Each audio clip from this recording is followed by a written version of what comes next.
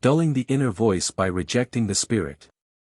You should not resist the spirit if it wants to express itself, and it wants to speak if you are inwardly urged to entertain spiritual thoughts, if your thoughts keep occupying themselves with that which does not concern your body but the soul, if you have to think of death, of a continuation of life after death, of God, of your responsibility towards Him, of your own shortcomings, of mistakes and weaknesses, which you yourselves experience as such and which cause you to feel inwardly dissatisfied and anxious.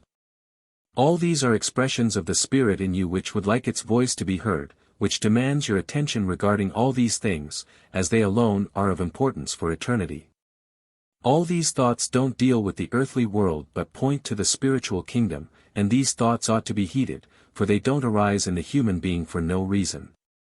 They are gentle admonitions and warnings. It is the inner voice which is just not recognized by a person as a voice and which tells him the same, that the person should take stock of himself and not live indifferently, that he should not merely live an earthly life because he thereby causes indescribable damage to his soul. The admonisher within the person will not keep silent but very often will be ignored, for the voice from outside is louder and drowns out the inner voice if a person is too worldly minded. Then he will become insensitive to the subtle voice which sounds in him. He will only have eyes and ears for the world and be in great danger of entirely losing the ability to hear this voice, thereby losing all faith and no longer being capable of contemplating spiritual thoughts. Every person, even a worldly person in the midst of life, has moments of calm when he can take stock of himself if he wants. Every person will occasionally be drawn into conversations pertaining to spiritual problems. In every person the Spirit, which is part of God, tries to express itself. For God touches all people, and He does so time and time again, because He wants to divert them from purely earthly matters towards spiritual ones.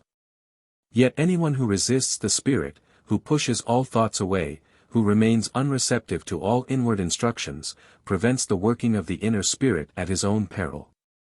For he loses all contact with the divine, he himself destroys the bridge, he remains on earth and will never be able to enter spiritual spheres even when his earthly life has ended.